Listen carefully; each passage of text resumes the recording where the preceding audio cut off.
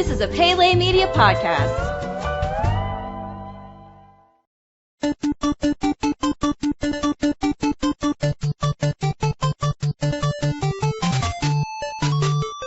Welcome back to Goonies Minute, everybody. Goonies Minute is the show where we carefully analyze and explore the 1985 classic Goonies 1 minute at a time.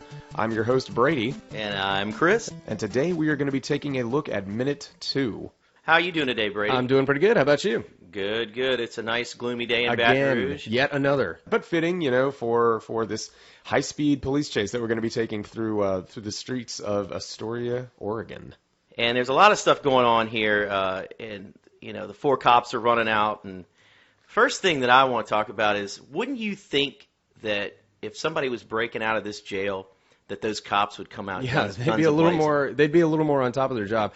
Well, first off, why don't we get into the minute? All right, let's go. In the previous minute, we saw Jake Fratelli bust out of prison with the help of his brother Francis and his mother, Ma Fratelli.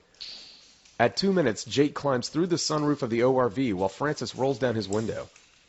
At 2 minutes and 7 seconds, Francis leans out of his window and fires his gun into the trail of gasoline he's laid out. The trail bursts into flames. At 2 minutes and 10 seconds, the police jump in shock as Francis laughs manically as he rolls up his window. At 2 minutes and 14 seconds, Ma takes a look into the rearview mirror and throws the car into first gear. Jake gives the cops a devilish smile as the car takes off. At 2 minutes and 20 seconds, the Fratelli's ORV makes the corner as we see the first of our opening credits. It reads, starring in alphabetical order, Sean Astin. At 2 minutes and 25 seconds, a cop car flies after the Fratelli's car and through the streets of Astoria. Ma Fratelli is casually eating crackers as the cops fire at the car.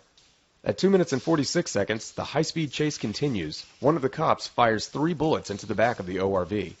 At 2 minutes and 47 seconds, we cut to a football flying through the air. It is caught by a high school football player on a practice field. In the foreground, our female lead, Andy, puts a cassette tape into a jam box. At 2 minutes and 52 seconds, I Got Nothing by the Bengals plays as Andy shouts out instructions to her fellow cheerleaders. At 2 minutes and 59 seconds, Andy continues to give instructions while the police chase zooms by in the background. And thus ends minute number 2 of the Goonies. All right, we ended the other day at the end of minute 1 with the escape of Jake out of jail. Mm-hmm.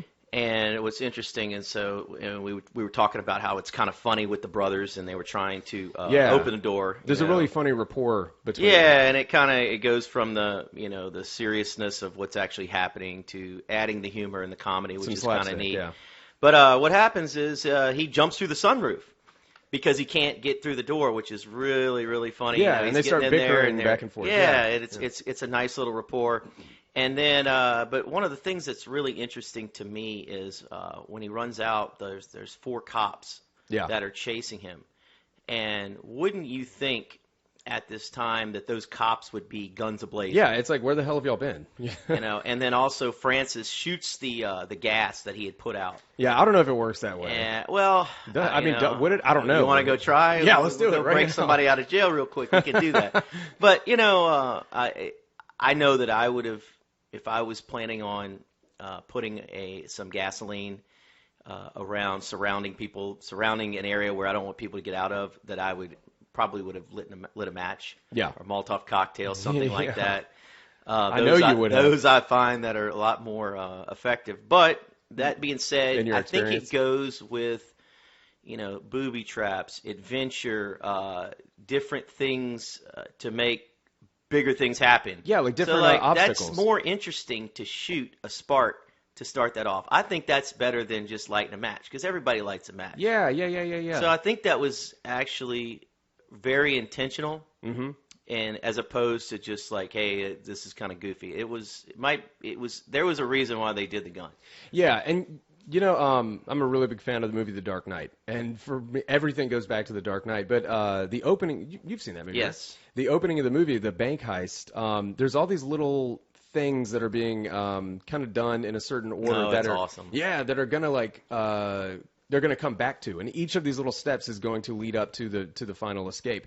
Well, this just kind of reminds me of that somehow. And then the end of this whole sequence, the way that they get away is their car files into a whole bunch of other cars that look similar to it. And that's kind of reminiscent of how the Joker's school bus gets away at the end of bank heist as he just kind of files in with the rest of the cars. But this whole little thing of breaking him out of jail, laying down the gasoline, shooting it, his whole plan of fake hanging himself, all of that has just always sort of felt very, very, very similar to the opening of The Dark Knight to me. Absolutely, and I never really thought about it, but it makes me want to go watch that movie again. Yeah. I haven't watched it in a while, and it's awesome.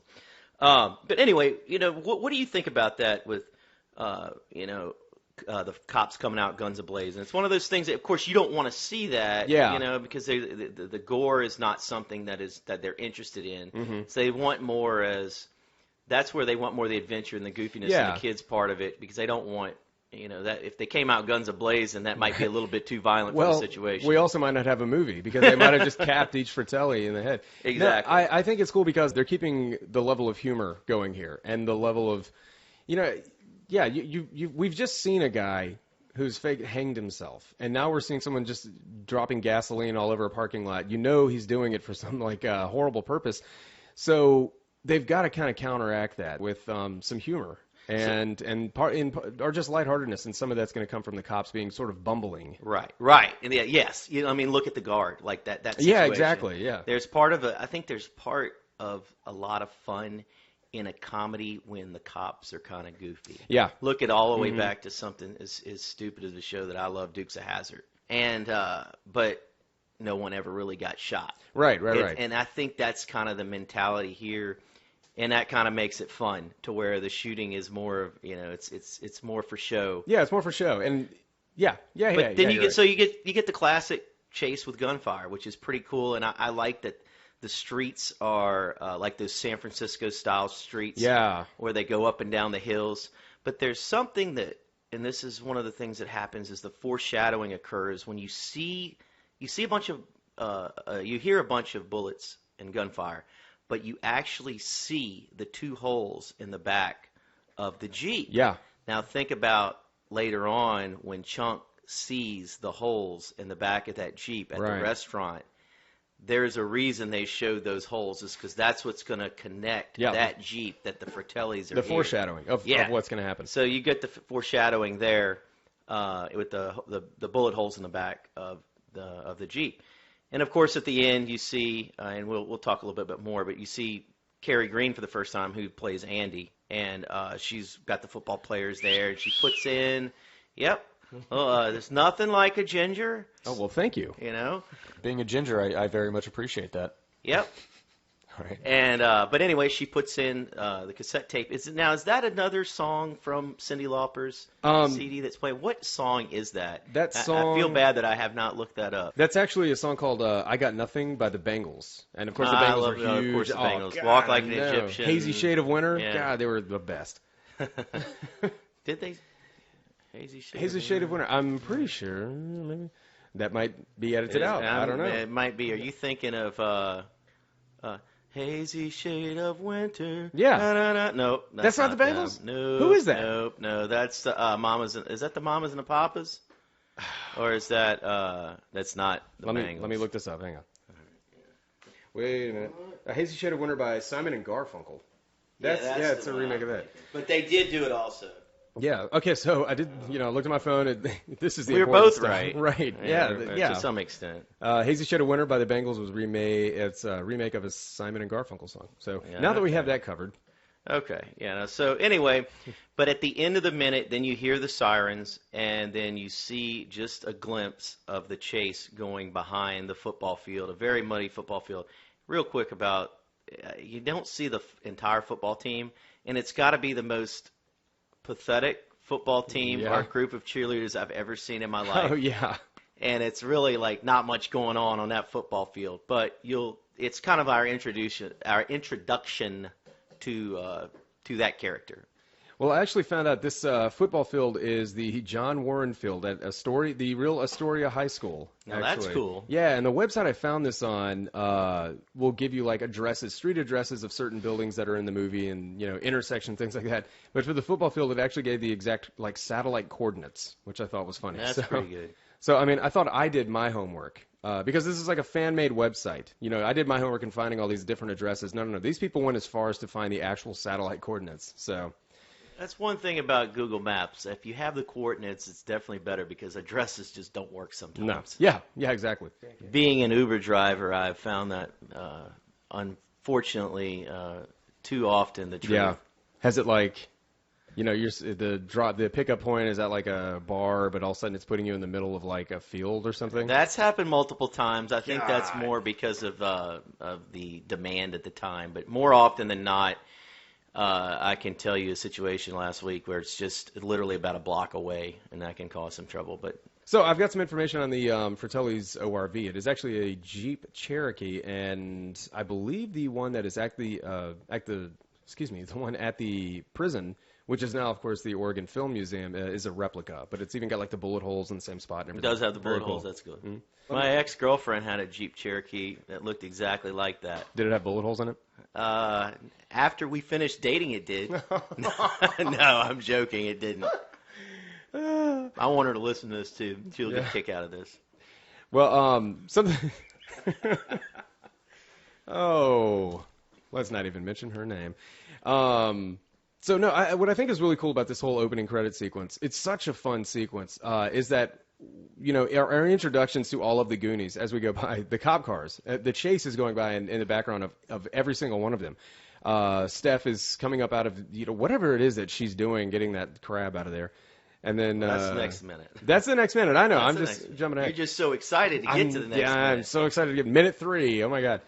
But like with Data and everybody, the cops are constantly in the background. It's very cool. Interesting also is nobody looks when this chase is going by with gunshots. Don't you think they might have heard those gunshots and they would have stopped the tape or stopped the football practice to see what was going on? Yeah, exactly. I ever mean, the only thought one who about pays that? any attention is Chunk, who's already focused on his arcade game, his pizza, his whatever the hell he's drinking, strawberry milk. It's We'll a get straw. to that. It's well. Here's the thing. It's a Pepsi cup, but it's got It's some got, kind like, of. It looks like a strawberry McDonald's milk or or milkshake. It's or Burger disgusting. King strawberry milk. It's absolutely, and it goes up. Well, his they're nose, great and tasting though, by the way. But well, not very when they're filling. dripping down a fat kid's face. No, So- not at all. Not at all.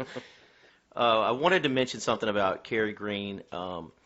This to me is something that could have really taken off her acting career, but in looking at the things she did, she did a decent amount of work through the late 80s and 90s, but since 2001, which her last appearance on anything from what I've been able to find is Law and Order's SVU. Yeah.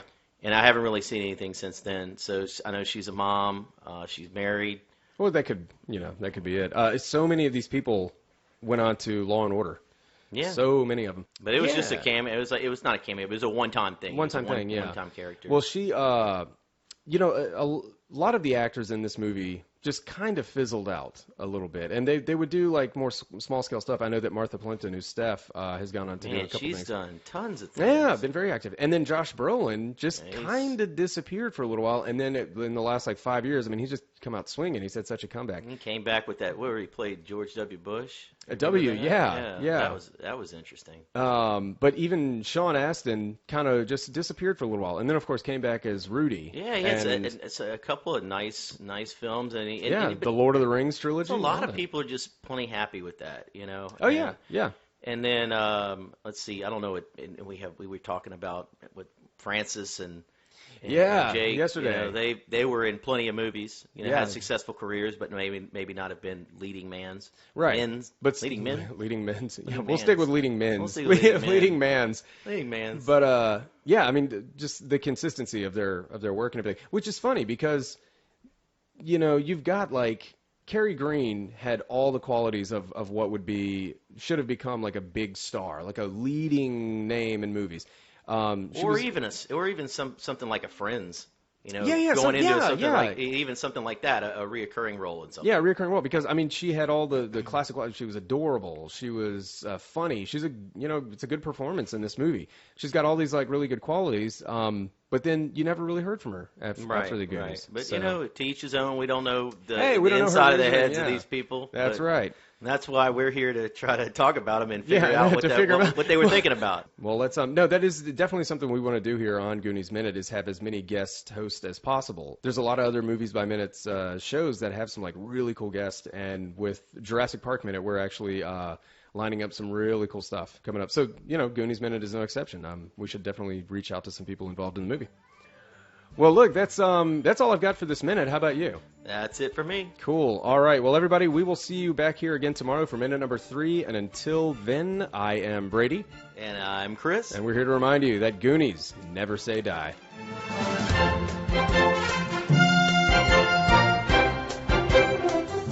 Goonies Minute is a fan-supported podcast.